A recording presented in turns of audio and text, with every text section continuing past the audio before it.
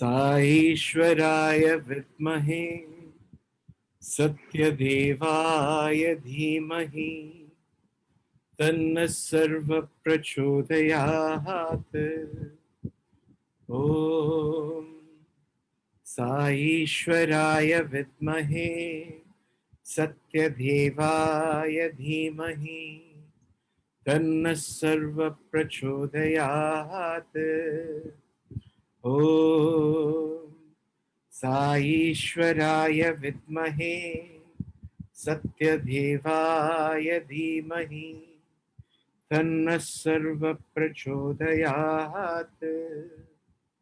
Om Sai Ram, thank you for joining in on this series of Govind Satsangh, where we'll get to listen from his students, his property. And today we have yet another wonderful gem from his institution together with us. And I'm going to leave Pavan to do the honors of introducing his batchmate. Sai Ram to you, Pavan. So Sai Ram. Sai Ram to all.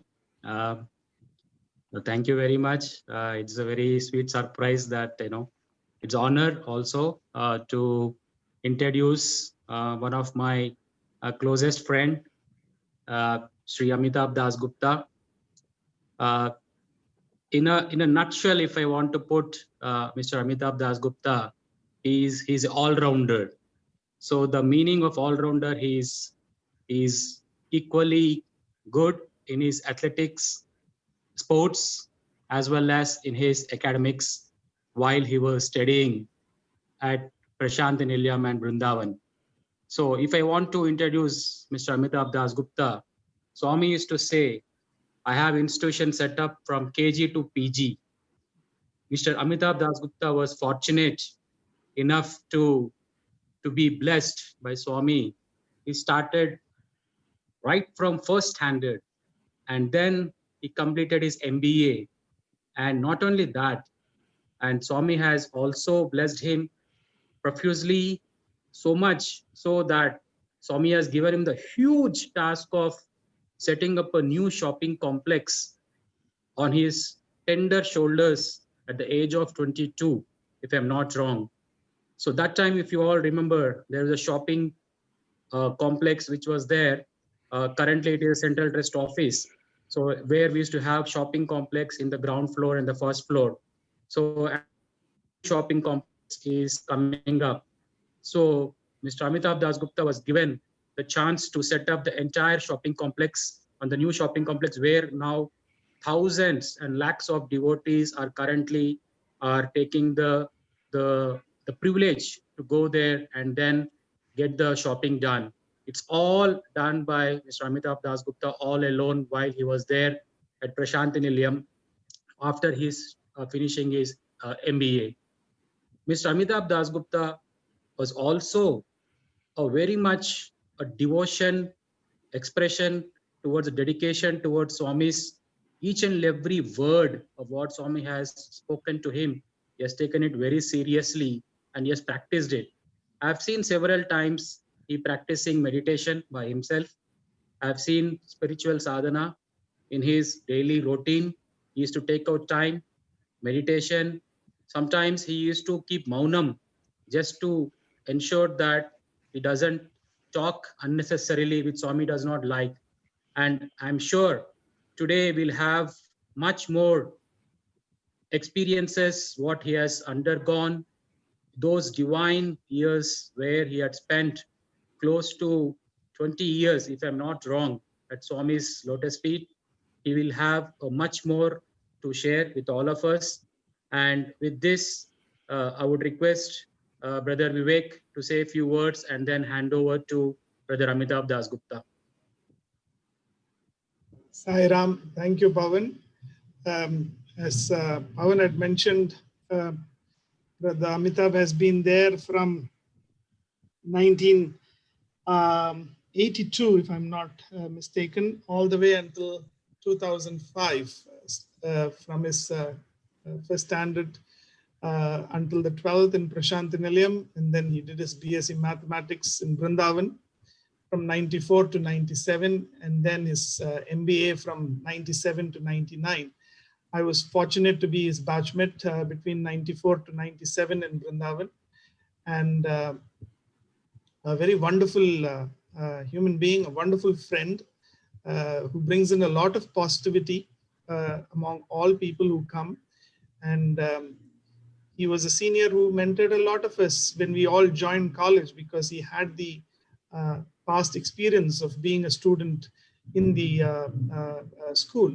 So in that sense, he has always been a motivator for all of us. And if I'm not wrong, he guides a lot of youth, and not only with spiritual practices, he is also a person who motivates people to be good athletes. So it's wonderful to have him in this forum. And welcome, Amitabh. And I will leave it for you to start this evening's satsang. Sai Ram. Okay. Most loving pranams at Bhagwan's lotus feet, respected elders and dear sisters and brothers. I pray that the words are his and he speaks through me and enjoys and listens through all of you. Thank you, Brother Pawan and Brother Vivek, for the kind introduction. I'm trying to get out of the Amitabh, what you described me, and you keep pulling me back to that name and form, right? And the reason, because of this COVID times, what I've realized during this COVID time is Swami's mission was to take us away from that name and form. For example, you just described Amitabh, and Swami's purpose was for us to get rid of that Amitabh, right, as much as possible, and get rid of that Pawan, get rid of that Vivekanand, right? Get rid of that limited entity, that name which was given to us by someone, and bring out the unlimitedness of our being, of what we can really do to this world, of what we can really contribute in our own little way. So that has been my endeavor last at least few months. And since this is Christmas time, Merry Christmas and Happy New Year to every one of you. And I'm really inspired by the life of Jesus Christ, specifically how Swami really breaks down Jesus's life, in which he starts off by saying that Jesus called himself as the messenger of God. And I remember, and I'm sure Pawan would really remember really well, was I think when we were almost 18 or 19 years old, we all were very obsessed, because when you are in Swami's company, and Swami is giving you so much attention and so much of love and so much of affection, your mind comes and tells you that, yes, I have to be this messenger of God. And I'm not saying it's a good thing or a bad thing, right? But I think we youngsters were really inspired by such ideas, and especially me. I was really inspired by reading the books of Living with Himalayan Masters, autobiography of a yogi. And at that point in time, my aim of life was, okay, go to Himalayas and do meditation. right? That was my ideal life, and I sort of wanted to really go that way. And then when one day Swami was talking about messengers, and I'm happy because this is a very informal satsang, and I'm happy for Pawan to also come in if he wants to, where we were talking about messengers, and Swami was. I was very in my naivety told Swami, I want to be one of your messengers. And Swami had created at some. He created a what do you call India map at some point in time, and he had shown that these are all the 18 places, and they will be 18 messengers. And I was like inspired, and I said, Swami, please make me one of those 18 messengers. And Swami used to say, don't really bother about it, right? And he used to just sway me away. Pawan also actually pitched in, and there were a few other boys. And Swami said, okay, who wants to be my messenger? And we kept pointing out to each other. It was like a pun in the interview room. Just like imagine youngsters and Swami. And then I kept writing letters, Swami, make me one of your 18 messengers and all that. And Swami used to say, hey, don't uh, don't talk about all that. I used to say messengers is miss angels, okay? And I'm like, you said miss angels, and I'm like, I didn't understand that. And I used to think, come on, like every other guru in the world wants messengers, right? If you look at any guru in the world, everyone wants devotees and everyone wants messengers. And here was like you're offering Swami, I want to be a messenger, and Swami is just brushing you aside, right? And that's where our mind really tries to equate Swami with just ordinary all other people, right? Like any other saint or and then I realized after many years, I realized Swami never wanted us to be messengers, right? And if you look at what Swami told about Jesus, Swami said Jesus started with being the messenger of God. And then Swami said, then Jesus went to, I am the Son of God. And then finally, Jesus went to, I and my Father are one. Right? And here, Swami is putting three things. And Swami wants us to be his son. Swami wants, and in all his discourses, he has been saying, I and you are one. And here I am with my stupid little ego. The Amitabh comes in and tells, hi, I want to be messenger. I want to be messenger. And here Swami is saying, come on, guys, you're not messenger. I'm your father. I'm you are my son. You like you are mine, right? A messenger means there is a massive degree of separation, and you are mine, and I and you are one.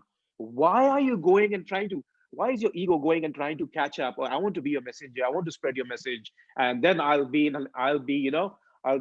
a center president, or I will be a president in Australia of Swami's organization, and everyone will look up to me. Swami was like just in a different.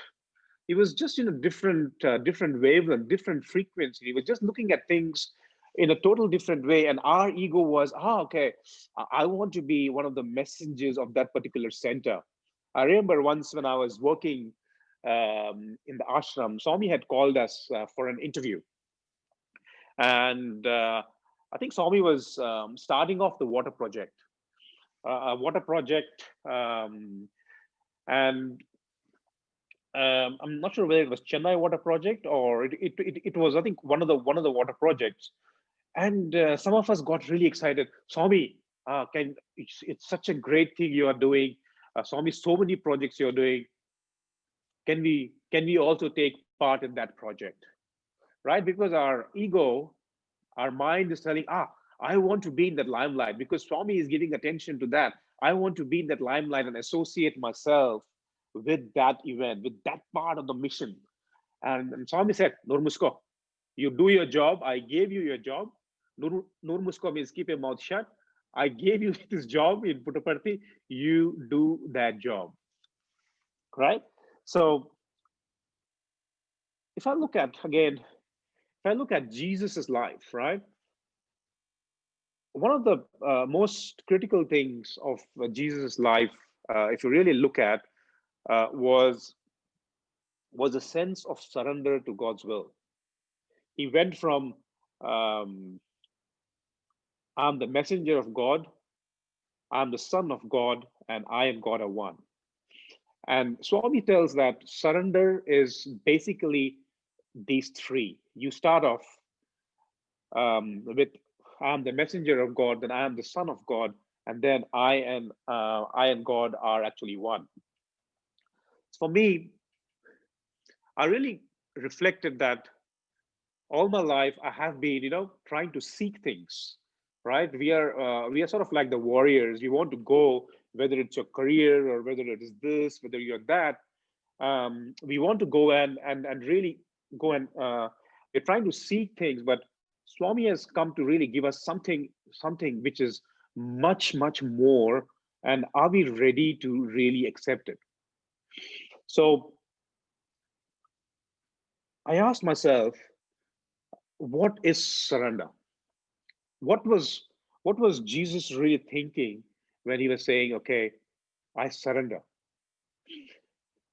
And one of the things what I really realized was Swami in I think in his first Satyasai speaks, he said, um, surrender is when you allow your will to become part of God's will. When you allow your will to be part of God's will, that is surrender. And I remember an incident um, which happened. I think it was in one of our previous batches, if I recollect. Uh, there was a devotee, an American devotee, who had come to Kodaikanal, and Swami used to call boys for lunch and dinner and breakfast, and Swami used to have food with us. And this gentleman used to sit in the VIP area. And that day, Swami, the spicy nature of Indian food, right? And imagine it's Indian food, and then it is a South Indian food, and in South India, it is an Andhra Pradesh cook, right? That is going to be super spicy.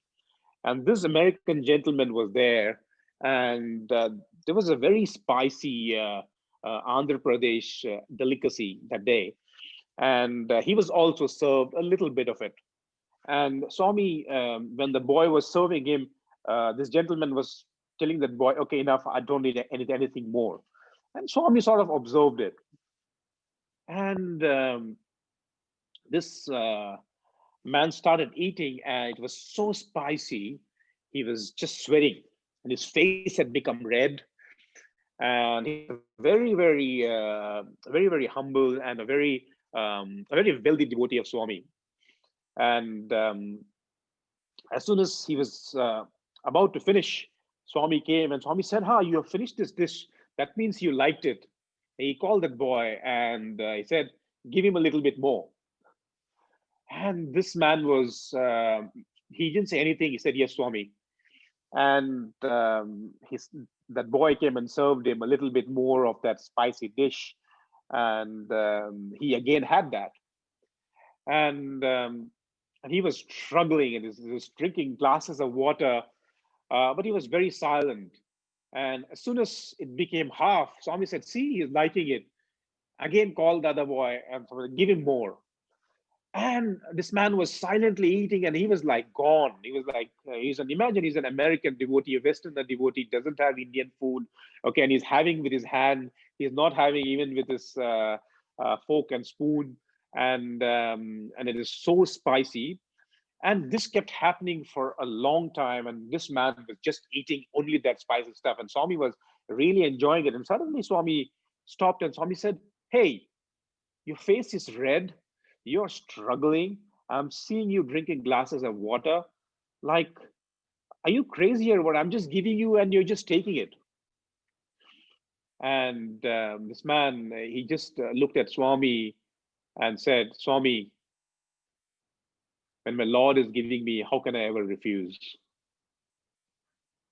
And we were like, the boys and everyone were so taken aback. And Swami was so happy with that answer, as to this guy. And so, this guy could have immediately told Swami, enough, Swami, I don't want, I've had enough. But Swami kept giving and he kept taking it. It is a dish which he cannot have, and he just had it.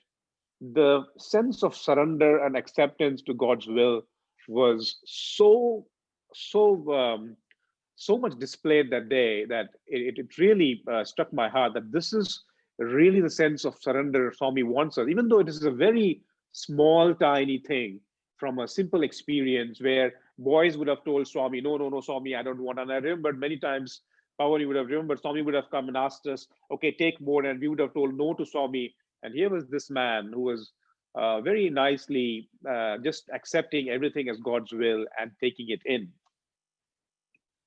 So I asked myself as to, where am I compared to uh, that particular devotee, right? Am I able to take all of Swami's, whatever Swami gives me in my life and accept it and said, yes, Swami, I accept it, it's part of your will? Or am I complaining? Or am I in fear? Or like, where am I? And I remember there was, when I joined the ashram, there was one beautiful story which really comes to my mind. Was I had just finished my MBA, and I was again confused. What do I want to do in life? One part of my brain was telling, "Hi, I want to dedicate all my life to Swami." Um, Another part of my mind said, "Hey, I want to do research." Another part of my mind said, "Okay, I want to go out. I've stayed in Swami's presence for so long. I wanted to see what the world is all about and experience what it is like to be in the presence of Swami."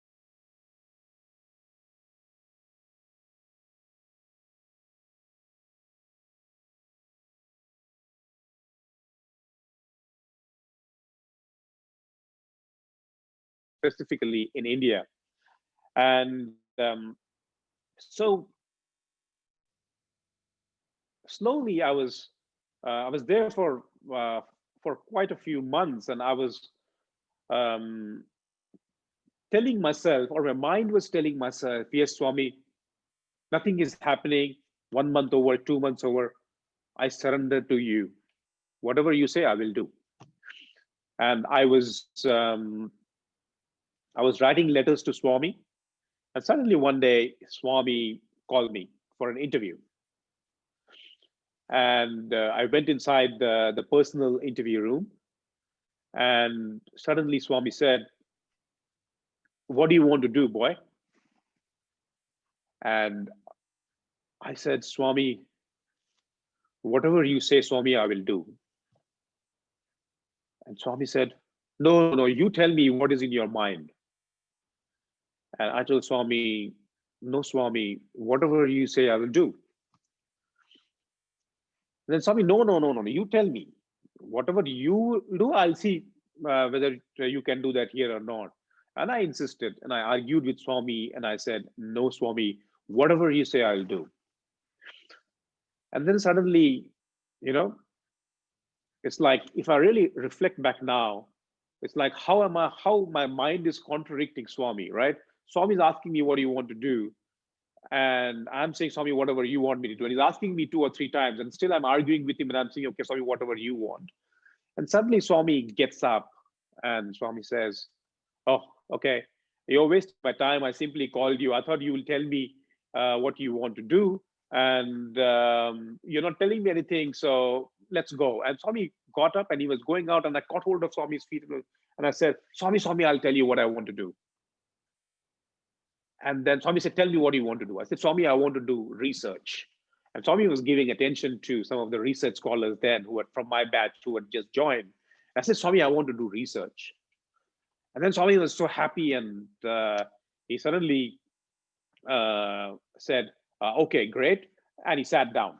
He sat down in his chair, in the sofa, And for next 10-15 minutes, he started giving me topics. He said who should be my guide, and all the details Swami kept mentioning, and it was such a wonderful conversation, and I just enjoyed it. I just thanked Swami, and I came out of the interview room, and I was sort of floating in the air, and there were so many boys who were waiting, and here Swami just calls me, and then Swami gives me research, and I'm just over the moon. And next, what I do is, and Swami had told me, you after bhajans, go to the college, okay, speak to your guide. And I was very excited, and I went to that college. And and when Swami starts giving you attention, everyone is very eager to hear from you. So what did Swami say? There were some teachers from MBA department who said, so Swami gave you research. So which teacher did he ask you to do under? So the thing there is, if Swami is, every teacher wants a boy whom Swami is talking to, so that they get some attention from Swami as well, because there is this boy who's doing research under him. And I said, no, sir, Swami didn't tell about you. And then I went to Professor Ramurthy, whom Swami had actually mentioned. I went to him and I spent some time, half an hour with him, and we discussed many topics. And Swami said this, and he was so happy. And I was over the moon, and I was so happy. And I came out. I came back in the evening darshan, and evening darshan, Swami was busy. Next morning, I thought, okay, I'll go again. And suddenly, Swami comes by me and he ignores me totally. And I'm asking myself, like, why is Swami ignoring me? And I was about to go to the college. Suddenly, our then registrar, Sir Mr. Lakshmi Narasimhan, suddenly calls me after bhajans, and he says, come and meet me after bhajans. And I actually go to him, and suddenly he says, Swami is really upset with you. And I'm like, what do you mean, sir? But I don't know. Swami is really upset with you. Can you tell me what happened in the interview room yesterday? And I told him the whole story. And I said, sir, I told Swami all of this, and I had surrendered everything to him. And then finally he did this, and I told research. And then he said, you know what? Swami tricked you, man. I said, what do you mean? Why will Swami trick me? He said, Swami tricked you because Swami wanted to really see what is really that you really wanted, whether you were really aligned to his will, or you had a hidden agenda somewhere behind your mind which was not coming out, which was somewhere in your heart, and you wanted to do that. Swami had a plan to give you a job in the airport, and he was waiting for you to totally surrender to him. And if you would have argued with him and told him, no, Swami, it was your will I would do, he would have given you that and he would be happy, but you failed, Rababu.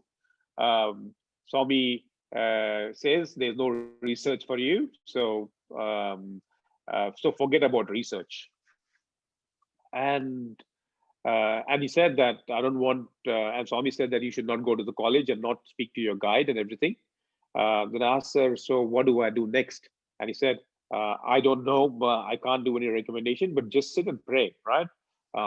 That's the only thing I can really say.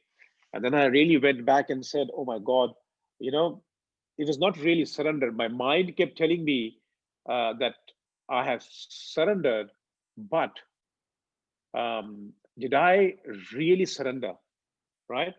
Was I in tune to his, in tune to the current of his grace? I wasn't, because I was in tune to what I wanted, and not exactly, okay, Swami, this is the grace, this is what you want me to do.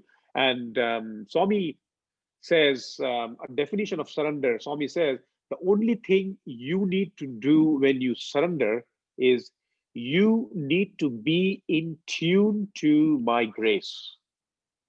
Said you need to be in tune to my grace.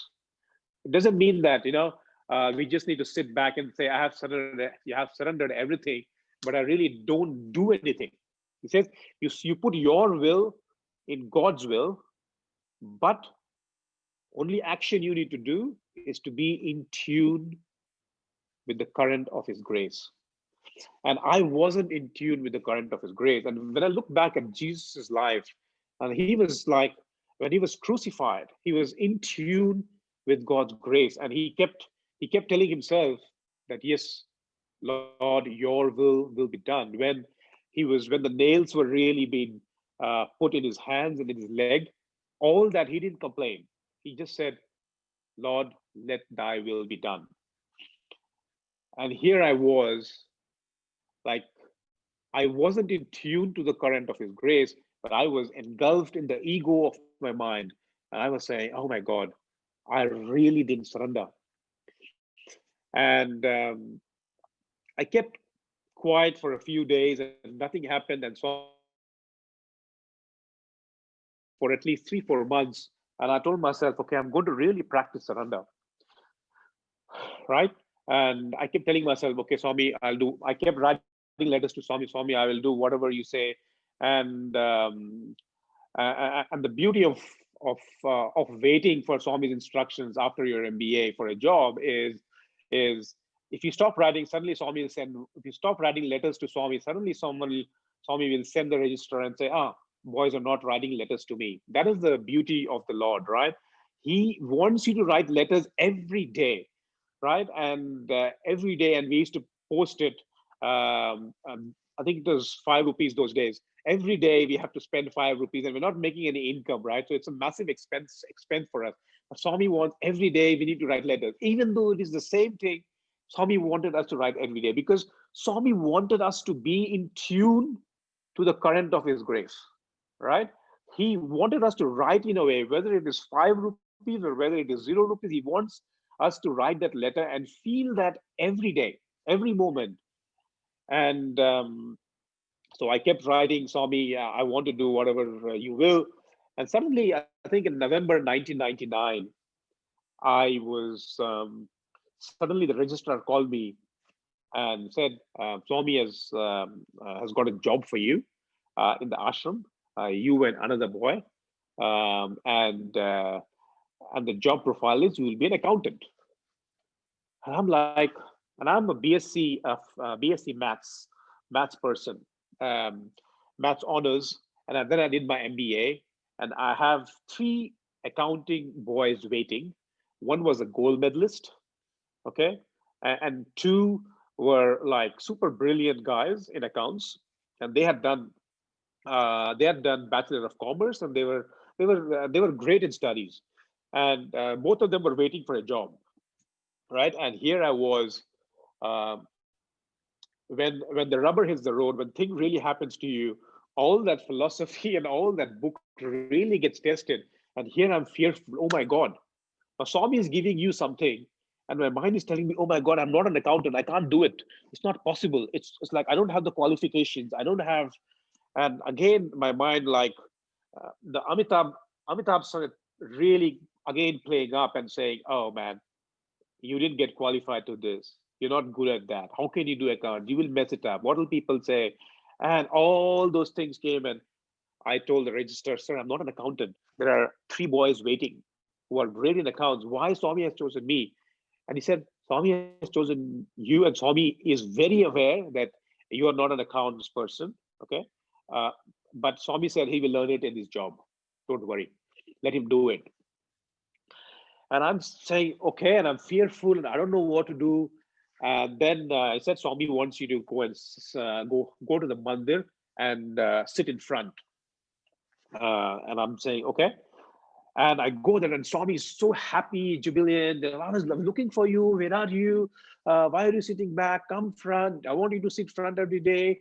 And it's like massive. It was like a surge of grace. And he said, okay, I've told Chakravarti sir, and I've also told Chiranjeevi Rao, you go and meet them after bhajans, and they will introduce you, and you come back tomorrow morning, and I will give you the exact time when you need to join, right? Because for some reason, Swami was, at least for those boys who actually joined Mandir, Swami was very particular about when we should join, okay? And Swami was very excited, and here I was, and I was very fearful. I'm not an accountant. How can I do? Can I really do it? And then I go and meet Mr.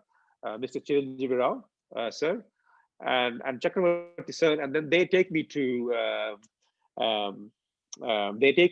my office, or my future office, and I find um, 6 to 7 people there, and it's one small room, and the average age in that group was, I think, around 72 or 73 or 75, right? And they have this massive big ledgers, and they're all doing everything. This is 1999, and they're doing their entire accounts in manual books. There's no computer, there is nothing. There's a typewriter where you really write letters, and I see it, and I'm like blown away, not in a great way, but blown away in a very negative way. And I'm thinking, oh my God, does Swami want me to spend rest of my career in this place, where an average age of my colleagues, or the people who I'm going to work with, is 75 years old, right? And I'm like, impossible. First of all, I don't know accounts, right? And now Swami has given me to work with these guys. And the objective of this thing is, okay, we need to really computerize the ashram, and you need to do this. And everyone is happy as a young bloke who has come in. And I'm like, in my mind, I'm like, oh my God, what have I landed to? And every other waiting boy saying, oh, you're so lucky, you're joining Swami's, Swami has given you a job. There's some boys who are waiting for 7-8 years and they still don't have a job. And here am I, and my mind is like bursting. And here I was writing letters to Swami. Swami, I want to do whatever you will. Give me your grace. And here, when really things come in my hand, my mind is just killing me and really telling me, oh, you're not an accountant, you don't have the qualification. And is this what your future is going to be? You're going to be with an average age of 75 people. It's going to be manual, and my mind painted the worst image of what will happen to my life, right? And here I was. I go to in the evening, next the evening darshan. I'm actually sitting front, and Swami comes, and Swami sees me again. He's very happy, and here I am. I'm really very sad. And Swami comes, and I'm having a letter in my hand where I'm trying to say, Swami, I don't want to join this place. Okay, I want out of it, because my mind is it's not really surrendered, right? And I'm there. Swami comes. Swami is very happy, and then Swami waves his hand, and he creates vibhuti, and it's like so much of vibhuti.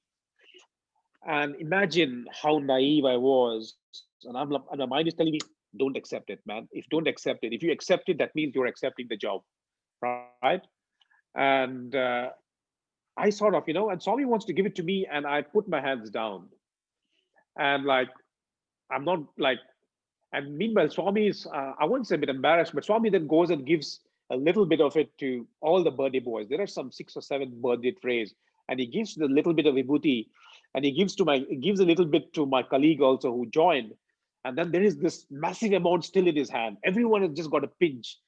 And it's like, I don't know how, but my peer pressure or everyone from behind pushed me, and I raised my hand, and with full smile, Swami has put full vibhuti on me, and he says, eat it. And I sort of eat it there. But Swami knows that I'm really troubled in my mind. And then Swami says, tomorrow morning, such and such time, you should join. This is a great time for you to join. And I'm like, okay, fine. And I go and join. I'm not super happy. That day evening, I write another letter to Swami, and I'm holding it. And Swami comes after the interviews are over. He has called the bhajan boys, and those boys came and told me. And Swami has taken my letter there, and Swami reads it. And Swami tells those bhajan boys, see this boy, I'm giving him job. So many people are waiting in the world to get in, and he doesn't want the job. See, what bad luck. And he's like totally confused. He doesn't know what to do. And then Swami tells all that, and then Swami comes out.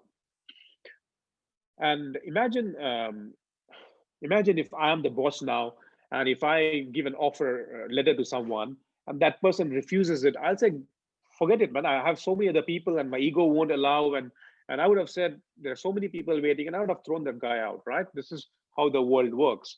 But how Swami works is just totally different, right? And that's the plane he really wants us to really go into. And he comes out of the interview room, he comes straight to me, and he says, so what do you want? Do you want this job, or do you want research? And my mind is telling me, go for research, man, research. And I'm like, and my heart is telling me, just shut your mouth, man. Just shut your mouth. You're confused. You do not know. You don't want to regret what you said. You already regretted once that somebody put you in cold storage for a couple of months. Just shut your mouth. My heart was telling me that, but my mind was telling me, I don't know whether it's research or whether it is this. Then Swami calls the vice chancellor. I think, and then it was S.V. Giri sir, and he's there, and he comes in, and then Swami tells him, okay, and this is almost November, and research and all starts off sometime in June, July, August. And Swami says, Vice Chancellor, is there any research in the university anymore? Imagine, Swami is the Chancellor of the universe, right? Chancellor of the universe, Chancellor of the university. If he just wants, he'll say, yeah, give him research. You have to give him research, right? And we have seen this. And here Swami makes this full drama and says, can he do research according to UGC rules now? Is there any quota left, or is there anything left? And the Vice Chancellor comes and says, no, Swami, it is all over. I'm sorry, we can't give him research. And then Swami said, see, I want to give you, but Vice Chancellor is not allowing me, and I'm tied by the rules. So sorry, you cannot get research. The only thing you have is you have this job. You want to take this job, or you go home. And I'm like, okay, research is gone. And that's the Amitabh who is really calculating all that, right? That mind of mine, the monkey mind. He starts thinking, okay, I don't know what to say, but my heart is telling me, just shut your mouth, man. Just live it now. This is your real chance to leave it to Swami. Let him decide. Okay. And then Swami comes to me, he stands and he says, okay, tell me what you want to do. Research? Now you want to go home, or you want this job? And I tell Swami, I'm silent. Okay. And Swami goes again forward. And meanwhile, this is in the middle of the portico where the Samadhi is, or behind the Samadhi. And Swami is going in the middle of the portico, and they are all senior teachers, Brindavan teachers, the warden, and all are there. And I'm in the front, in the first row. And then Swami is walking, and he's collecting letters, and he's turning to me. And after collecting every letter, he's asking me, okay, you want to go home, or you want this job? And he asked me 9 times, brothers and sisters. Imagine the compassion of the Lord of the universe. Will he ever ask anyone 9 times, you want this job or you want to go? You want this job or you want to go? Imagine me, I would have never, if someone would have rejected my offer, I would have immediately told him, get lost. I don't really care, right? I have so many people waiting, I'll give them the job. But here Swami, with full compassion, he looks at me and he still asks me. Then he turns back and then he sees me, and in my heart, I'm crying. I'm saying, I don't know, Swami, I'm confused. I don't know what to say, right? And at that moment, there was this silence in my heart. There was nothing. There was no research. There was no job. There was nothing. I was just quiet. I was pin drop silence. I just looked at him, and people from behind me are my classmates. They're pushing me. They said, answer, man, answer. Swami's asking you, right? And here I am. I just keep quiet, and I'm just inside. I'm having a couple of tears just flowing down my eyes. And then Swami looks at me in his most beautiful way. He looks at me and he said, don't worry. I know your mind. You're very confused. Take this job. Do it now. Swami is giving it. Later, I will see what you will do. And I was like in the 7th heaven. At that moment, I experienced that in that silence, You cry out to him. Don't bother about what Amitabh is telling you, right? Or what your mind is, or what your mind is really telling you. Get out of that, and then he will really answer. And then I was so happy and so blissful. And Swami gave this most compassionate, charming, beautiful smile.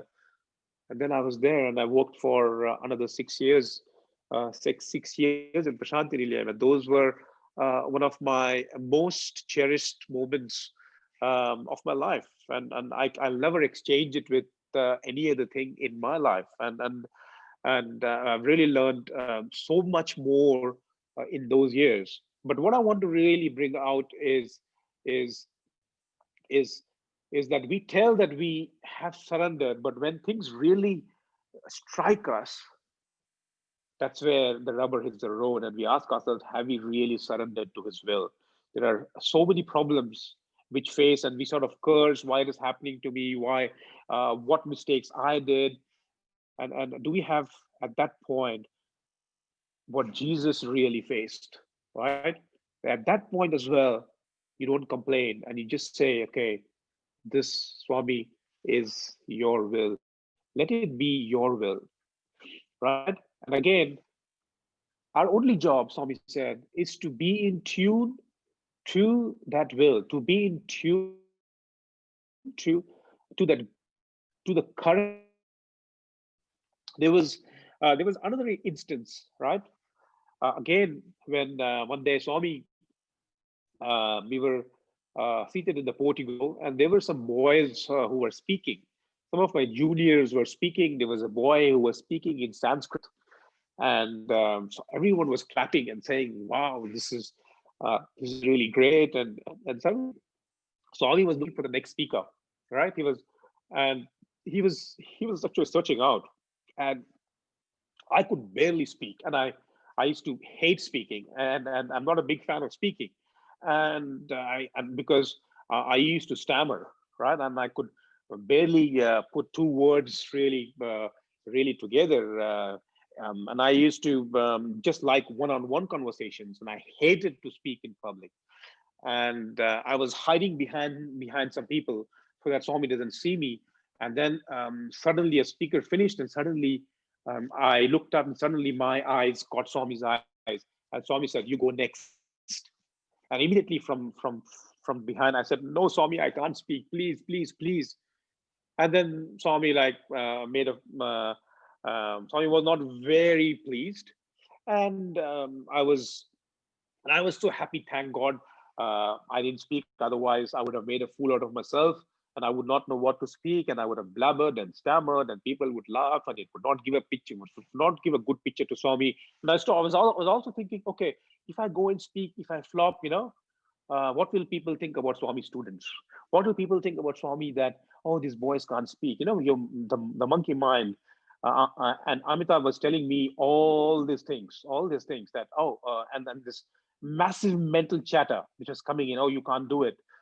You're not good enough, it was just playing through. And then Swami called us for, I think, an interview next day. And then suddenly Swami asked me, why, I asked you to speak, why didn't you speak? And here I was very happy, and I said, Swami, I'm not a good speaker because I stammer and I can't talk properly. And Swami said, it's all mental fear. You can do anything.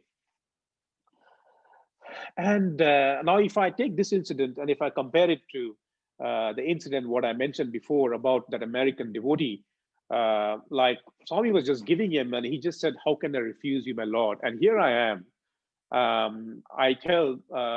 I think I've surrendered, and when Swami is asking me to speak, I'm saying, "No, Swami, I can't speak because Amitabh tells me, you're not a good speaker, or people will laugh at you, or Swami will get a bad name, and I'm not aligning myself to his will because my ego has really taken over, and I think I'm right and he's wrong."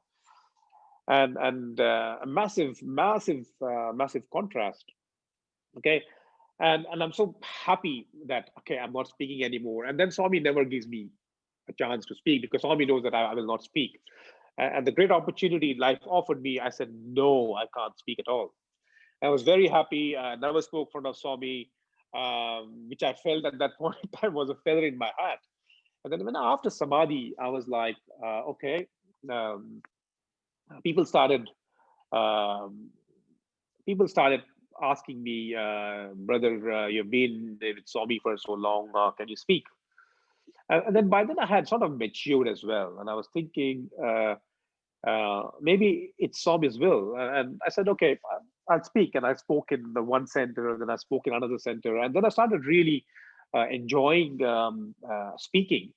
And then I wasn't stammering. I was just speaking well. People really liked it. And then I was asking, I asked myself, and Swami asked me physically. I said I can't speak. And at that point in time, I gave all excuses to Swami. And Swami said, it's all mental fear, no stammering, there's nothing.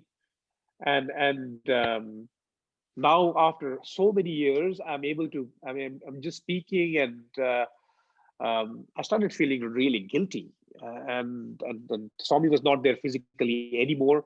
Then I told my wife, see, man, I refused Swami physically. He asked me something, and I said no. Right? And my wife is not really. She was not really a Swami's devotee when we had married, but now, like, she's more devoted to Swami than me. And she said, you have so much love and devotion to Swami. He's God, and you have been so close to him. You've got so many things from him. And he's your parent. Why will he not give you a second chance? He's your parent. He will always give you a second chance. Why do you think that he will not give you? I said, no, there's no Swami now. Swami's physical proximity is gone. And I was like, and again, the doubt and everything really comes up. And I said, okay, fine. She said, don't worry, there will be a second, give you a second chance. That year, we went to Puttaparthi, and I think on 31st of December, there was a dinner invitation in the primary school, because I'm an alumni of the primary school as well. And suddenly I get a phone call just when we were getting ready to go for dinner at 8:30 at night. I get a phone call, and the phone call is, brother, can you speak in Cycle One Hall 8:30 tomorrow morning? And I'm like, I'm not sure, right? It's a shock. It's a bolt out of the blue. And my wife is there. The call is on speaker. And my wife tells me, this is your second chance. This is your second chance. Just say yes. And I'm like, should I say yes? She said, just say yes. This is your second chance. And I just said, okay, I don't know. I'll just say yes. I just said yes. And they said, brother, can you come and meet us at 9:30 in the double-decker shed, and we will discuss what you need to talk. And I went there, and I didn't have dinner. I'm like tensed, and I'm going to speak tomorrow morning. I've never spoken in front of more than 10, 15 people. And now you're having 5,000 to 8,000 people in Cycle One Hall. And the good thing was I wasn't tensed. I was thinking, yeah, maybe it's Swami's flow and Swami's will. And my wife told me that, yes, this is your second chance. Just go with it. Go with the flow. Okay, allow your will to be part of his will. And I just went there, and I went there, and I found there were like so many good speakers there who had spoken in front of Swami. And here am I. I've never spoken in front of Swami any time, and I'm an unknown commodity. And someone has really put a bet on me that I'm going to go tomorrow morning without any preparation and speak in front of Cycle One in front of 5,000 to 10,000 people, and no one has even tested me, and they just trust me. Imagine, people say, okay, if I go and tell something, and if I'm not able to speak properly, and what will happen with the name of student community? Okay, but everyone said, brother, we do not know. This was not a planned event. There was just a chit which went to the announcer that student alumni is going to speak on 1st of January in the morning, and we have announced it. Now you have to speak. Till then, there was no speech in 1st of January by a student alumni in the morning. And we said, we do not know who sent that chit, but we have made that announcement. Someone has to speak. And I just go, I surrender that moment. I take it as a flow, and I take it as maybe Swami willed it. This is the second chance, and I just go and speak in front of 5,000, 5 to 10,000 people that morning, and I just felt I was not in the mind. I was not in the mind at all. There was no Amitabh. There was no Amitabh coming in and saying it's great. It was or it was terrible, or you did this or you did that. It was just this divine flow in the zone that yes, Swami, this is what you willed and this is what you wanted. And that moment, that was one instant when I really felt the connection of that surrender. And that other moment was, which I actually mentioned you when I said, Swami, yes, whatever you say, I will do. And Swami said, okay, do the job now. So that was what I thought on what was what was actually surrendered to me, and how I sort of felt it, and even now I get tricked. Amitabh keeps trying to trick me to really say that we all in our workplace try to get credit for this or credit for that, and we want our name. And I'm trying to really silence that as much as possible, to silence that mental chatter, and to try to be in connection with the current of His grace. That's the only thing we can do. I'm just conscious on time. Vivek, how much more time do I have? You have at least half an hour to go, so no worries. You're pacing well. Okay, that's fine. Okay, so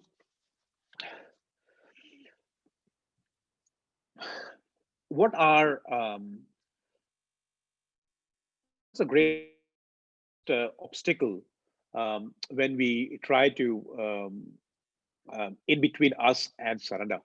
And what I have reflected, and also what Swami tells in his discourse. And Swami says the greatest obstacle, Swami says, is our ego, and also our attachment.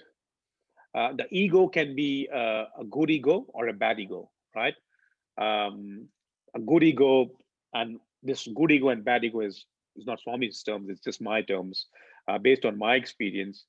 The bad ego is what I was really mentioning it to you previously, that I'm not really good enough.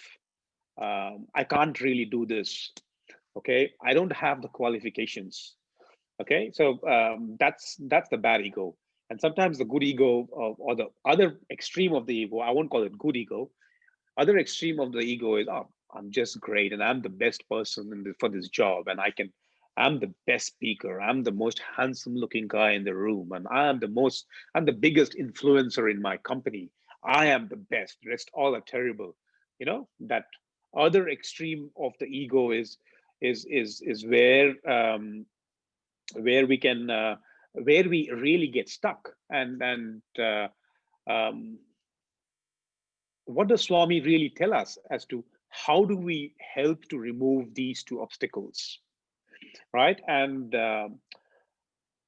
one of the things which I have experienced, uh, or also based on Swami's teachings, is how do we get over these obstacles, right? Both this ego, this negative ego, and the other extreme ego, is what I found is nothing but our mental chatter, right? It's all the time you're trying to do something, and all the time it is coming to you, and either trying to say that you can't do it, or you are great at it, or someone is better, or what will people think, or trying to look at getting or trying to be in the good opinion of others, right? So one of the things Swami really focused, really mentioned to us, was silence, right? In the student days, it was more about keeping quiet from the silence of your words, right? At that point in time, it was more about silence of the words. And Swami, I remember once in the interview room, we all were seated around him, Pavan, not sure if you remember, you were also there, and suddenly Swami looked at a couple of boys and said, "Ah, you are keeping silent. You're keeping silent." Suddenly he looked at me and he said, "Oh, you are keeping silent, but you're talking here and there. Yesterday, in such and such place in your hostel, what were you doing talking to that boy?" Right? And that's the beauty of Swami, right? Suddenly he will manifest his omnipresence, and he would say, he would really reveal everything to you. Swami said, "Hey, you have to keep quiet." And I'm like, what silence, right? And then when you're 18, 19, all these things don't really matter. And Swami said, see, if you keep silent, you will conserve your energy, and in a very simplistic, simple way, so that a teenager can understand, right? And I never knew that this is going to be one of my most important principles of my life in future, after 30 years, after 25 years, that all of us are struggling with this mental chatter in our life. And most of the and everyone is talking about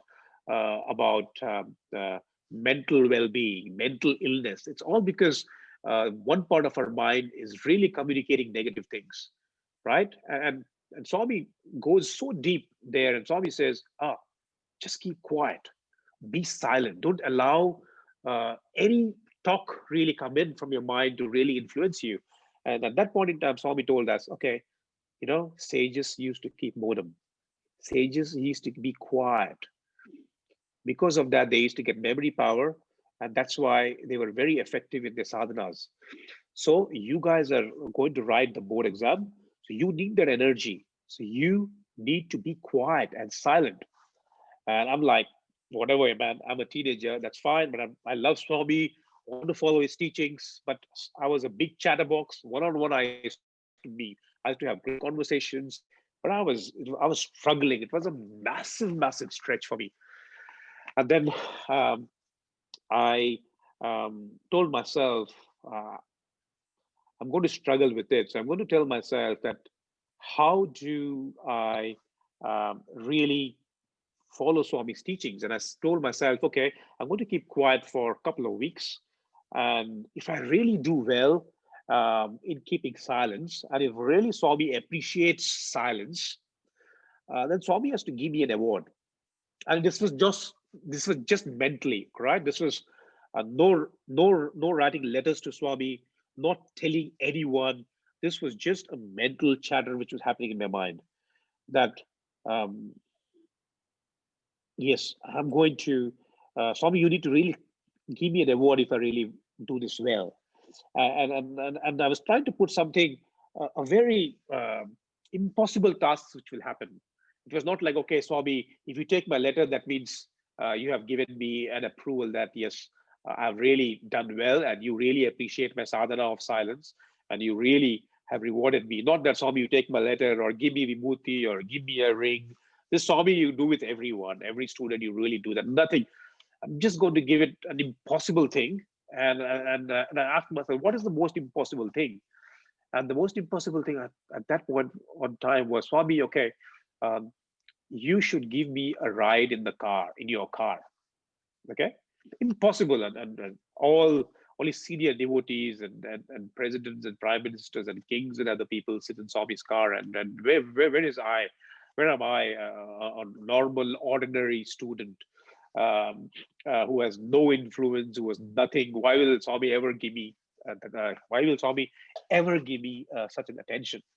And but I thought, okay, this is going to be a great motivator to do my sadhana of silence, as to what Swami really told me. And I was, and Swami in those days used to call us every day almost into the interview, every evening. And we used to really chat with him, and some discussions or another, and a lot of creations and all that stuff. And outside, it was like, okay, we come out and we're not supposed to tell anyone what happened, because Swami said, don't talk to anyone.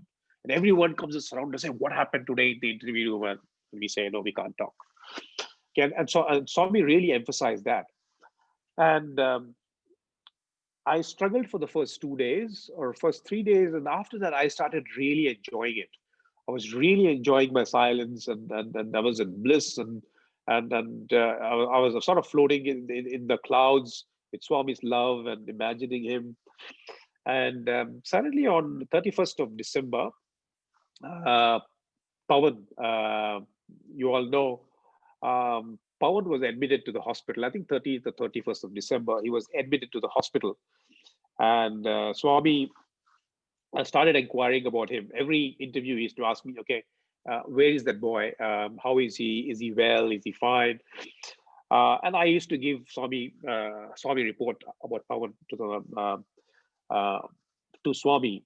And on 31st, I told Swami, and it was all, Pawan handed me a letter and I gave that to Swami. And I said, Swami, he wants to come for your darshan on 1st of January. Swami didn't really say anything. And I was fine. And suddenly, after the 1st January program in 1994, in the morning, suddenly Swami finished the program, and suddenly Swami called me, and Swami said, you go to the hospital and tell Pawan that I am coming to see him.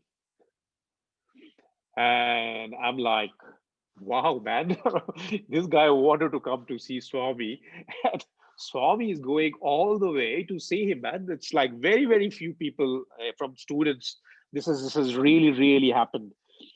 But I'm like, I'll run, man. I sprint to the hospital, and Swami tells me, tell the hospital people to get ready. I'm coming. And I go there and I go and tell the doctor that there's hush hush everywhere and everyone is so excited. And I go, Pawan's parents have just arrived, and Pawan is just not, I think he was sleeping or he just caught up. And I tell him, brother, Swami is coming to see you, man. And he's like shocked. And he's like, what? Swami's coming to see me in the hospital? Yes, man, Swami's coming to see you. You only. It's coming to the hospital specifically for you and not for anything else. And he's shocked. And then and after maybe 5-10 minutes, Swami comes in. And Swami goes and Swami blesses Pawan, his family, creates vibhuti, applies it in his stomach and in his back, and Swami really blesses him profusely. And then Swami goes around, he blesses another child in another ward, and then Swami is going back, and suddenly Swami looks at me and Swami says, follow me. And I'm like, oh my God, follow you. And then Swami gets inside the what do you call, all the gynecology ward, right? Where they're all pregnant women, and usually men are not allowed inside. And Swami says, you follow me, and you have to follow Swami, right? And I follow Swami, and it's beautiful sight, all the village women, all pregnant women trying to get Swami's darshan, and how lucky they are. Like Swami has come for Pawan, and all of these people get darshan as well, and they are crying and full of joy. Imagine. Now I know because I am of dad. Imagine when if my wife was pregnant, then Swami would come and give darshan, right? That would be like a massive blessings from the heaven. And these guys were Swami and all this, and then doctors were in tears, and there was so much of joy and bliss. It was Christmas time, similar time, festive season, all are happy and joyous. Then Swami gets down, and then and I help, and we go down by the stairs with Swami. Then Swami goes to his car, and Swami says, VK Narasimhan sir, get inside. And VK Narasimhan sir gets inside his car, and then Swami looks at me, and he said, you get inside too. And I'm like, I didn't hear, right? And I'm like, what? Get inside. So Swami looks at me very sternly and he says, get inside the car. And I'm like, are you sure? And there was this another brother of mine says, Swami is asking you to get inside, man, get inside the car. And they pushed me inside the car. I think it was a silver Mercedes Benz. I never sat on a Mercedes Benz. And he puts me inside, and I'm with Swami in the backside, and there is another brother there, and then there's VK Narasimhan sir in the front. And then Swami chuckles, and then suddenly Swami says, where do you want to go? Okay. And I'm like, my God, I don't even know what's happening, man. This is just out of the world, and I'm shocked. And there's this pin drop silence. This is such a luxurious car, and you're having God with you, and it's so silent. And outside, I can see people are running around, but I can't hear anything. All are the shouting and waving, and there's pin drop silence inside. And imagine Swami is just sitting beside you. And then Swami said, "Okay, I'll take you to the hospital." And he takes us to the super specialty hospital. And we go to the super specialty hospital, and then we sort of come back. And then Swami said, "Okay, I'll drop you in front of the hostel." And we said, "No, Swami, can you please drop us in the mandir? We'll come back." "No, no, no, no, no. I'll drop you here." And, we want to get every minute of Swami in the car. "Swami, drop us. We will come back." "No, no, no, no, no. I'll drop you in the hostel." And then Swami's car stops in the hostel, and the car door opens, and two young boys get out of the car. And all students are looking like shocked. And Swami said, "No, you have to go for march past practice. You have sports. So I'll drop you. You come back in the evening for darshan." And we sort of get out of the car, and everyone comes in like, "Who are these two kids coming out of the Swami's car, man, in the hostel?" And in the evening, when we go to the hostel, Swami said, "Hey, what are boys saying about you guys going into the car? Like, like how we talk to family, just like small talk. What are boys saying?" And it was so blissful. But the point I really want to bring out here is the importance is not Amitabh went into the car with Swami, right? If you really focus on that, then I think we are missing the point. The importance is I realized exactly it was 2 weeks since the sadhana finished, and the importance of what Swami gave on silence was massive. At that point in time, I didn't realize that silence is so important. But now in my day-to-day work, right, it's like the pressures as a leader is enormous, and your mind keeps telling you, "Oh, you can't do it. It's too tough, man. I'm going to struggle with this week," right? That's because you identify yourself with Amitabh, or you identify yourself with that name and form which has been given to you right from your birth. And Swami tells that ego is there with you since births after births after births after births. And with every birth, that ego is pulling you down. That ego means fear, that limitation, that full thing. This is your chance to get out of that.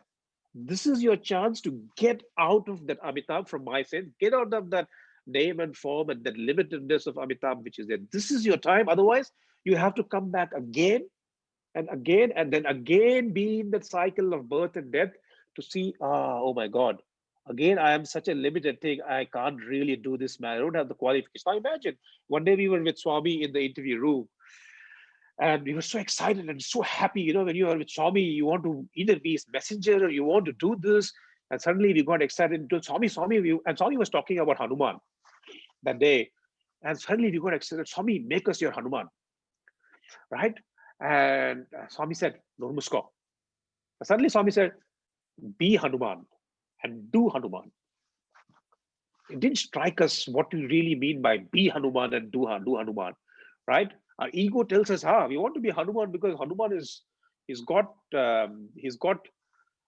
name and fame, right? We all want, like, our ego wants us to be in the limelight, right? Our ego wants us, he's doing work, man. He's there, he's seen everywhere.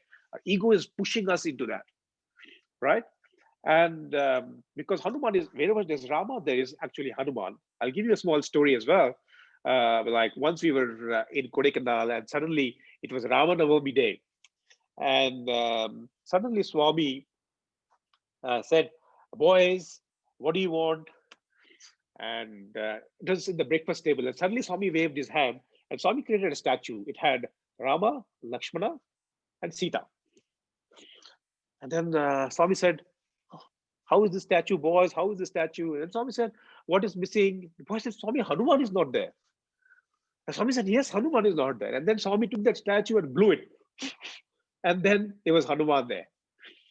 Okay. And we were so happy and jubilant. But the thing there is, like, what really struck me is wherever there is Rama, there is Hanuman, right? There is no separateness between Rama and Hanuman, right? And if you go back to what Jesus said, in the end, I and my Father are one. And that was what Swami meant. If I look back, Swami said, be Hanuman and do Hanuman, right? Where you have to be Hanuman. So you need to be in that constant process of his grace, in the constant flow of his, that's all you need to do, right? And Hanuman was doing that. All the time he was chanting God's name. He didn't allow his mind to be distracted or by distracted by saying, oh my God, I've never jumped over this Lanka before, man. Impossible. I can never do it. For example, I was saying, I have never been an accountant before. I can't do it. My mind was telling, I can't. Imagine Hanuman would have done that. Sorry, Rama, I can't do it. I have no experience. I've never jumped over such a big sea. Sorry, I have not gone and done an MBA or an MTech in jumping over oceans. I have not been trained. And now you are sending me to such a thing. How can I ever do it? Did Hanuman ever do that? Hanuman didn't do that because he was in that constant flow of Rama's grace. He was constantly in that frequency. He was constantly thinking of Rama all the time. So there was no question of his mind turning up and coming and telling him, you're not qualified, you're not educated, you're a monkey, you don't have powers. He just said, I'm not the doer. Lord, you are the doer. Hanuman is not important. I am Rama. I'm your servant. And I'm your body, I'm your servant. Hanuman is not in the picture at all. It is just Rama is in the picture. I and Rama are one. If he has given me the job to do, it is his business to give me the strength as well. And he just flew, right? There was nothing to pull him back. And when in our lives, at least in my life, there's some block which comes in, and I'm like, oh my God, I don't know what to do, man. We all get stuck because we identify ourselves. And I'm sure not you, at least me, right? You all are great Bhagwan's devotees, and you are constantly in that frame. But for me, it's like, oh my God, this is a massive challenge, right? And I'm like, I'm a director. I need to do this. How can I do this, man? Impossible. I'm just getting overpaid. I think I'm not doing a good job. I can't manage this. What will people really say? You know, all these things that mind comes in, Amitabh comes in because I have limited myself. And Swami has come and said, boss, you're not my messenger. Wake up, man. Don't try to put yourself that you are my messenger. You are my son. You're not my son. You are me. That is the emphasis. Swami wants us to get out of that ego. Otherwise, one more birth over, we come back again. I've already myself as Amitabh in this birth. In next life, I'm identifying myself as maybe if I'm born in Australia, I'll call myself Jack. And I again have, okay, I'm Jack, I'm doing this, I'm doing that. Okay, and I'm like, and I take one more birth, and I take one more birth.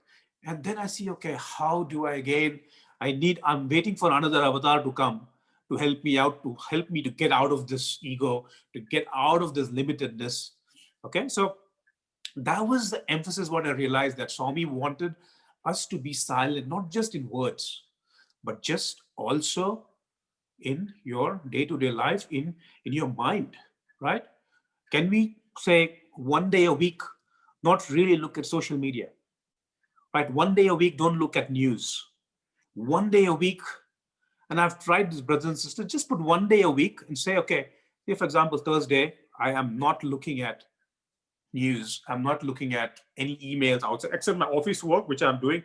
I'm not going to talk. I'm just going to keep silence. I find I've tried that. It is so phenomenal. It is so phenomenal. And you are so aware, okay, I'm not seeing news. I'm not seeing this. I'm not seeing that. And it is so quiet. And you are at your peak, and you're just allowing that unlimitedness to just flow through you. So that is something I'm actually trying to endeavor, and I fail all the time, but we just pray to Swami that he pulls us up, he sort of brings us up, so that we sort of really come out of that. The other thing was, apart from another thing on silence, which was an experience which was very close to my heart, was in Brindavan, when I was a student, I was one day, Swami had gone inside the interview in Brindavan, and we were in the central hall, and Swami was supposed to come. And I was thinking, okay, I need Swami to talk to me. And maybe what do I do is I pretend that I'm sleeping, and then suddenly Swami comes, and Swami says, hey, you're sleeping, and Swami wakes me up, something like that. Just boys wanted to do anything to get Swami's attention. And I also wanted to do something. And I tried everything, and Swami came, and I tried to pretend I'm asleep, but it didn't really work out. Swami ignored me and really went away. Almost many years later, I think I was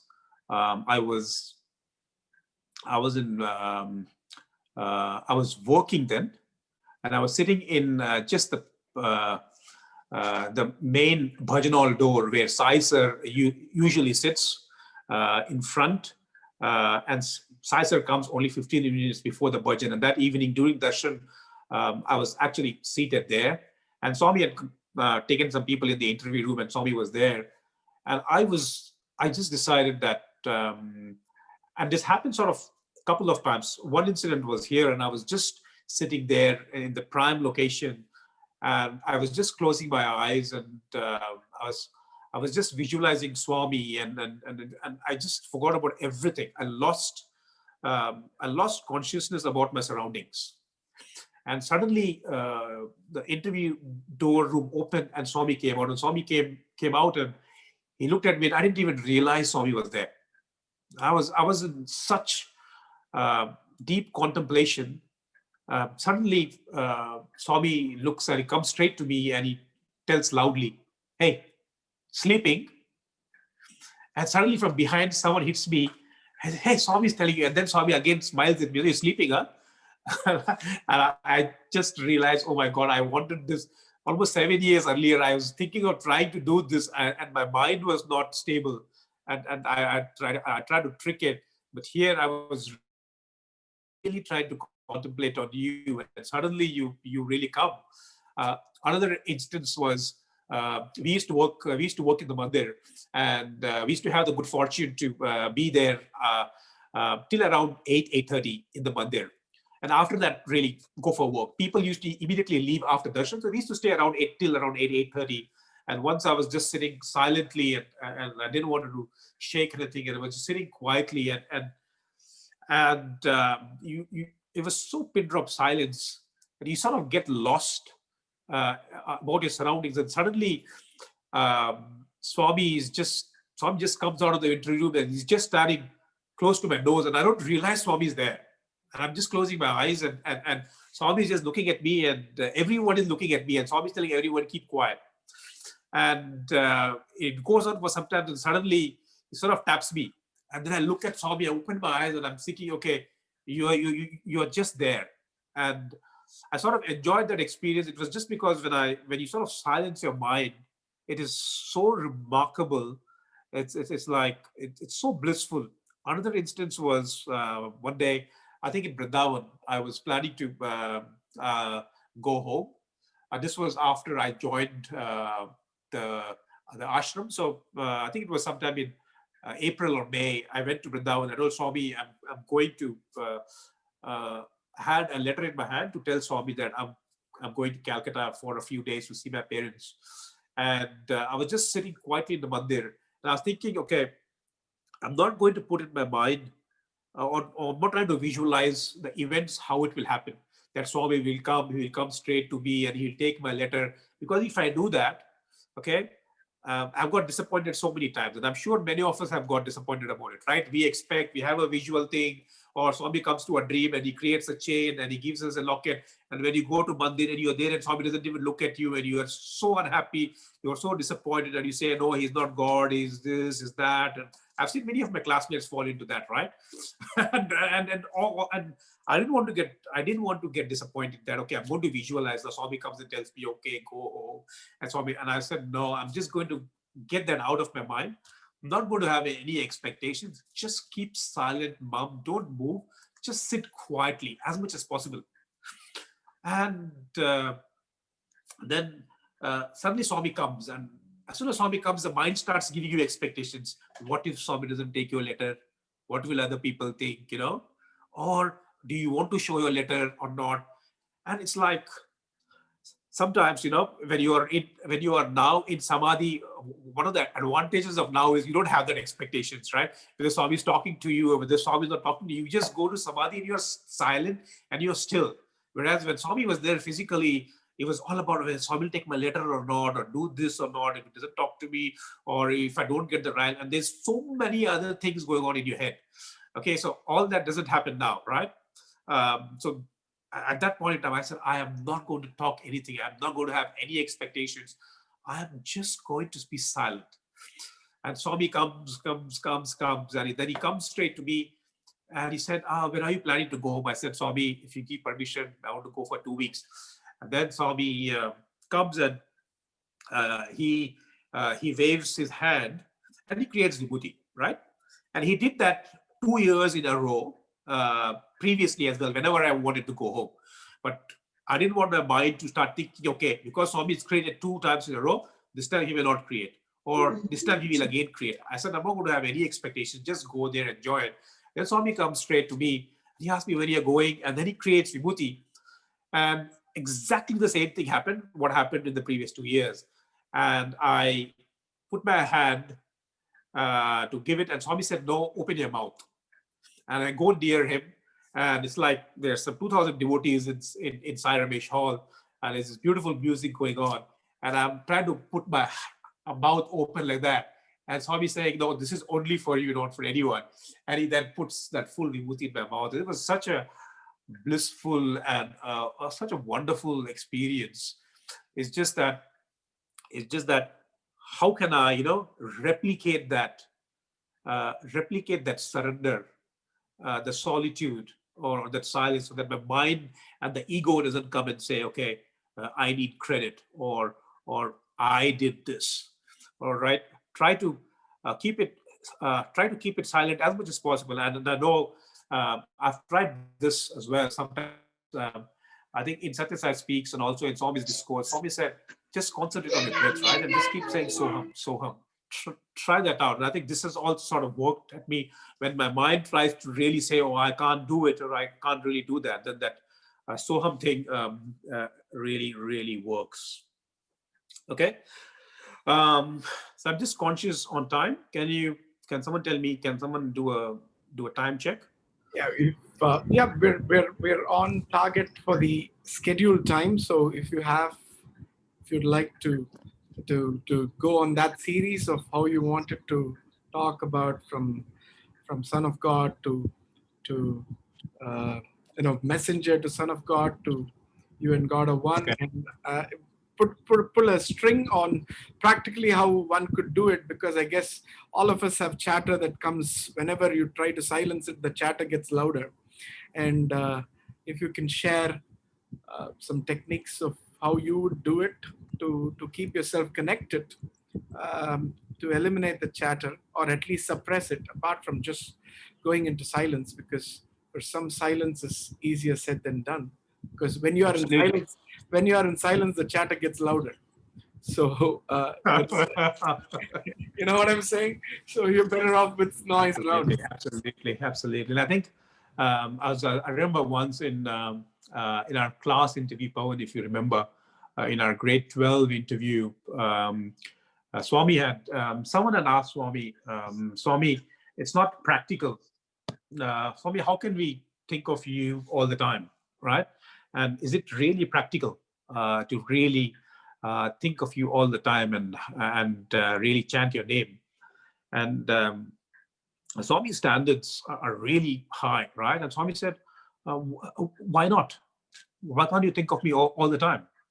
And boy said, no, Swami, but sports or studies or this. Swami said, no, you can always think of me all the time, and very simple in a very nice way. And Swami said, okay, in an Indian village, the mother has to go and get water from the well, right? And she has to carry the pots of water on her head,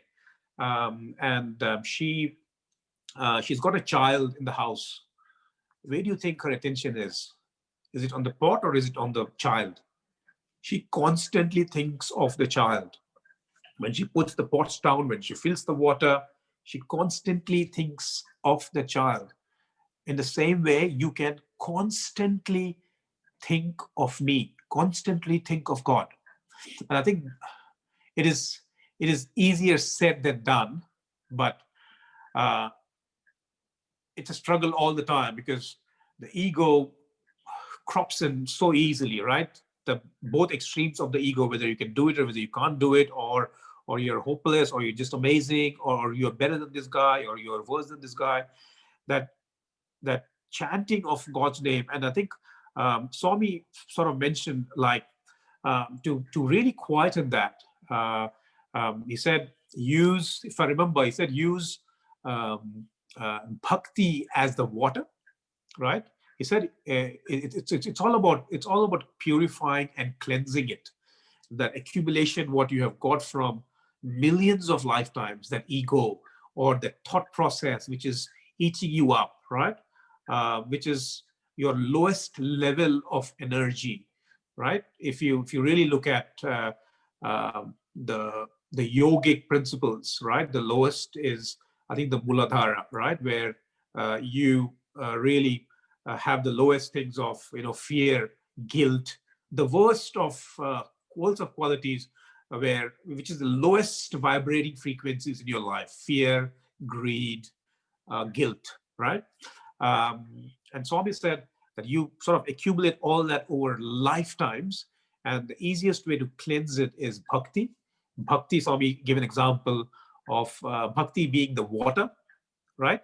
And then he said, yes, you clean up with water, but you need to apply soap as well, right? So soap, Swami said, would be, I think it was soap was japa, okay? Then he said, talked about dhyana, where you contemplate and you meditate, and then he talked about yoga. Yoga, not the hatha yoga thing, but more of the communion or the union of yoga. And Swami says, when you have the water, which is the bhakti, and the soap, which is the different flavors of japa, dhyana,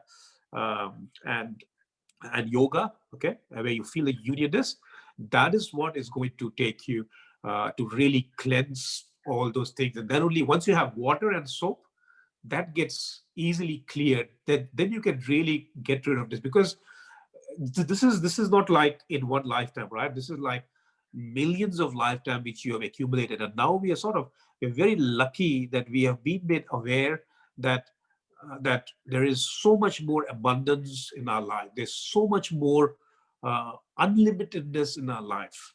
Okay, you can be that. You and God are one. That's what Hanuman really thought about. That's what Jesus really embodied in their life.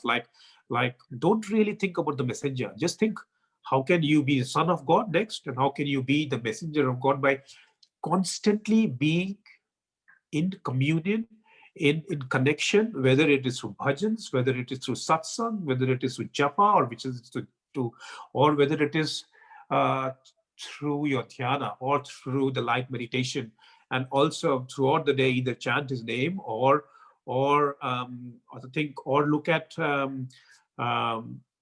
or do soham. I remember in 1st of January, one of our alumni meets. At one point in time, Swami made a statement, all this japa, dhyana, jnana, and all that 9 forms of bhakti, all waste, they will not give you moksha. They will not give you liberation. Right? And we were like, okay, Swami, like, you just, as a young mind, you just get confused, right? Okay, we thought, okay, that's the only way to get meditation. In Kali Yuga, they said it's going to be only namasmarana and all that stuff. But then Swami then goes back to, okay, you need to really focus on that atmic knowledge, that you and your Father are one.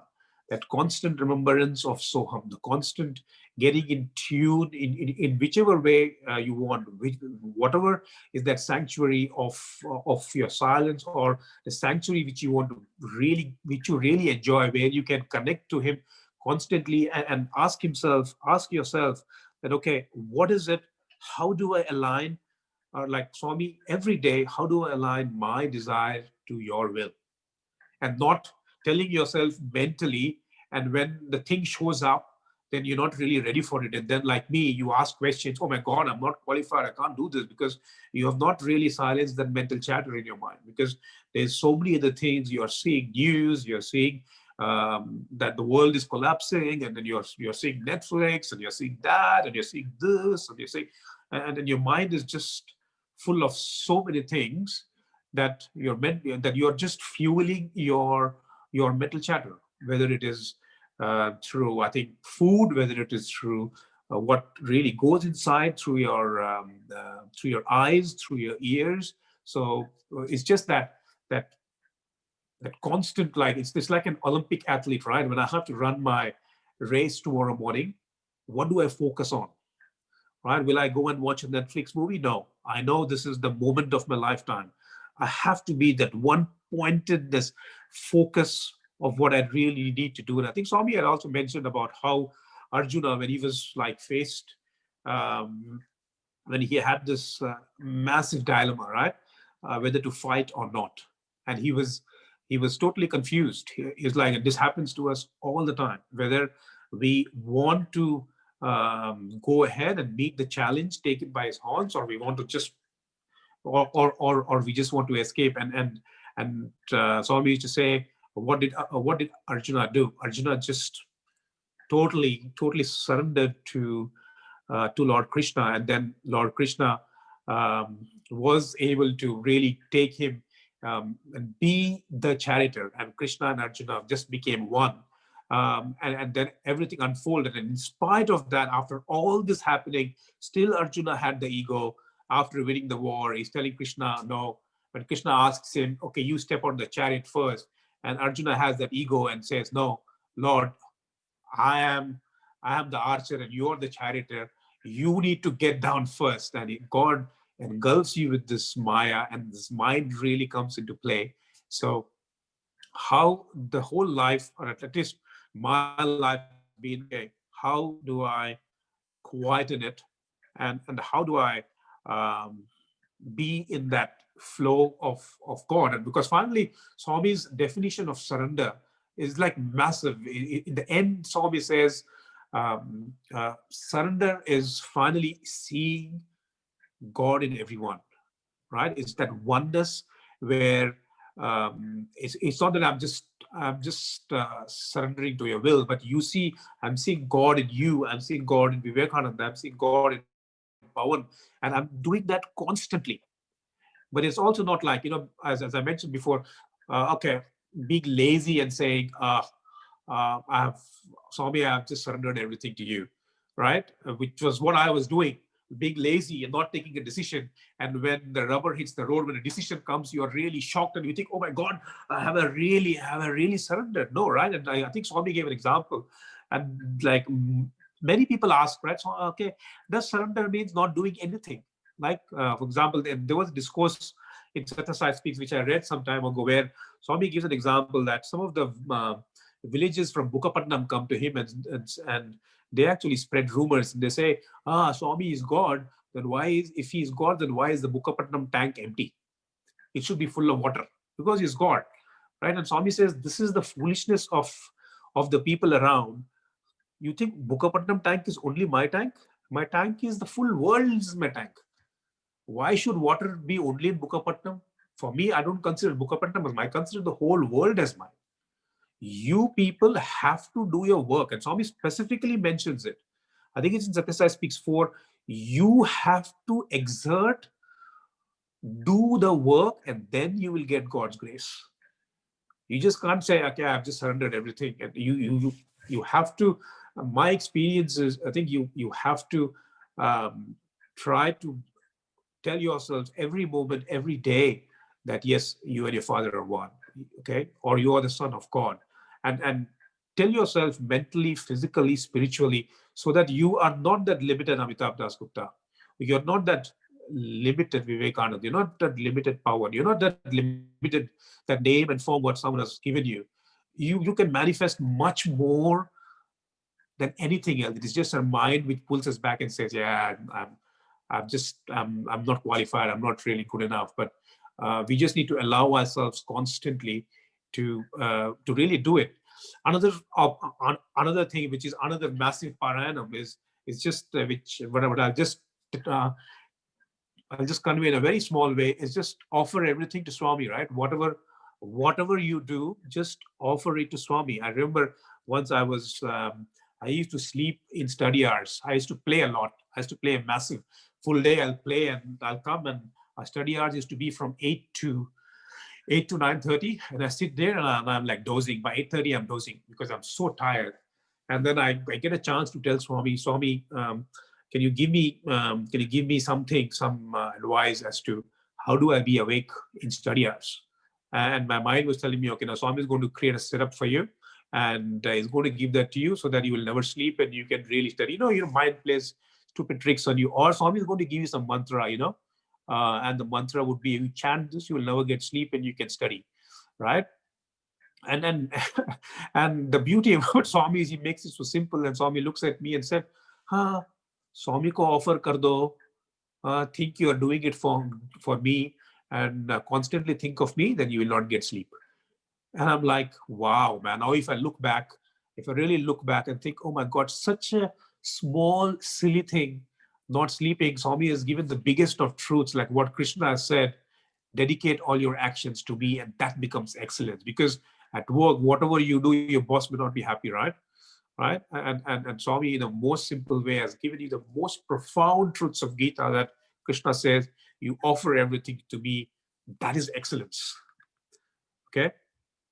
So I think offering everything to Swami, and I have a lot more stories on offering, but I think we are sort of running short of time. But for me, it's been a journey of a lifetime of trying to silence this mental chatter, so that our will is aligned to His will. And not that I have achieved it, otherwise I would be speaking to you. Okay, I would have already been in a different plane. But that's my humble prayer to Swami, and for all of us, that we really come from the messenger of God, which we thought we are the body, and then we become the son of God, and then finally, Swami really given us the highest of benchmarks, that you and your Father are one, and we and Swami are one, and that constant integrated awareness of that, I think, is going to be a journey of a lifetime. Wonderful. Wonderful. Absolutely brilliant. Absolutely brilliant. Very pertinent point.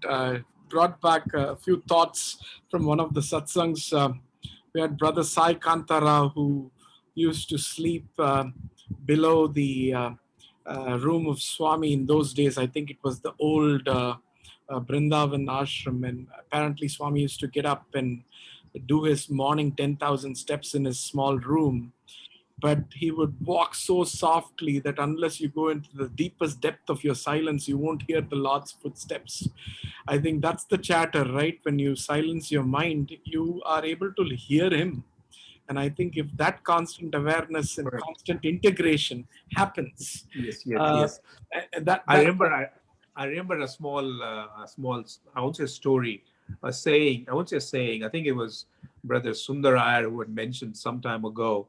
I think Swami had told him specifically that, yes, you can hear Swami's voice when there is silence, but Swami also can hear you when you are silent, which is massive for me. It was like, wow. Exactly. Otherwise, Swami can't hear you.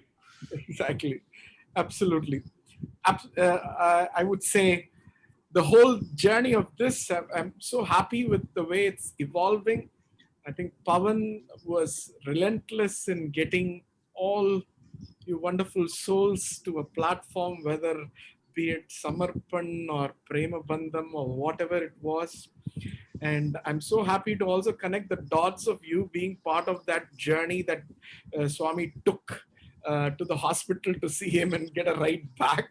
It kind of connects the dots, right? I mean, you don't meet so many people, but then when the dots get connected and you try to build the whole story or the message that seems to be coming from him is that all of us are in this journey to be inspired from one another, learn from one another, but at the same time realize that when we go within and silence those thoughts, that's when we really know the true person that we are and realize that wonderful feeling of oneness. Blissful, blissful, brother. Absolutely blissful. Thank you, Pavan. Would you like to say a few words, Pavan?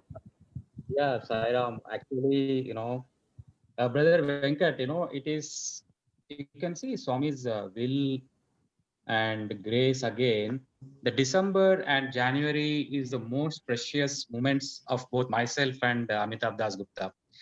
The reason why, because everything is happened in December and January, and January 1st is very, very special to me and as well as for Amitabh Das Gupta. Now you see Swami's will, okay? You have selected Amitabh Das Gupta a Sunday, which is the last Sunday of this December, and the next Sunday is going to be obviously 2021, right? So now I never knew that you have selected Amitabh Das Gupta for this weekend. See, it is like, did I never mentioned, I never knew that you're selecting Das Gupta. I just got an invite that Das Gupta is speaking today, and it is like a connecting dots again. See guys, like two of my students are connected close to me in the month of December and January, and this is the as a small offering back to Swami, like what we have gone through, those precious moments. And Amitabh Das Gupta, there is one more thing which I need to reveal to you.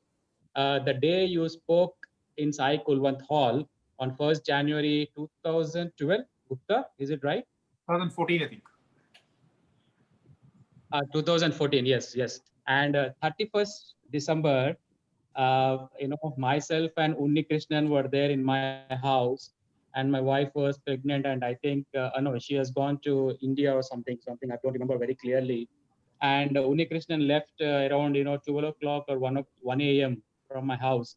And I slept off, and then as usual, January 1st is so special to both of us. And I got up in the morning, and around 11:30 in the morning Singapore time, it is around 9 a.m. in India. I just switched on the laptop, and lo and behold, I see that you are narrating the same story in Kulwant Hall. Okay. And Yeah. I never knew that you were going to speak on January 1st, 2015. And I just switched on the laptop, and I see you, and you're narrating our experience right at that moment when I felt I wanted to do, because January 1st, I wanted to give namaskar to Swami and start my work. That exact moment you were narrating. And see, again now 2020, I never knew that you have been selected for this Samarpan, this today's talk. And again we are going back to those memories of what we lived together. Absolutely. This is, yeah, so this is Okay, where like, Swami is connecting us. absolutely. For me, like, that the first January experience, again, your mental, your monkey mind, it used to tell me, oh man, this is not a miracle, man. You're just overhyping it, man. This is really not a miracle, and it just happened. And I think I was asked to speak first time in one of the centers here, and I was like, I don't have any experience, man. Okay, even though Swami gives you so much, you sort of didn't